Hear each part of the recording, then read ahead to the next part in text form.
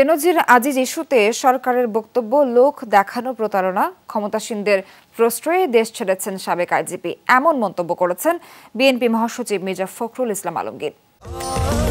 স্বাস্থ্যকর all time family cake, সব সময় অল টাইম হেলদি লাইফ। দুপুরে প্রেস ক্লাবের সম্মিলিত পেশাজীবী পরিষদের আলোচনা সভায় এই মন্তব্য করেন তিনি। বলেন, আওয়ামী লীগ সরকার অসংখ্য আজিজ বেনজির তৈরি করেছে। বাংলাদেশ ধ্বংসের পেছনে দায়ী আওয়ামী লীগের সন্ত্রাস, দুর্নীতি। এ সময় মির্জা ফখরুল বলেন, জিয়াউর রহমানের আদর্শই বিএনপির মূল শক্তি।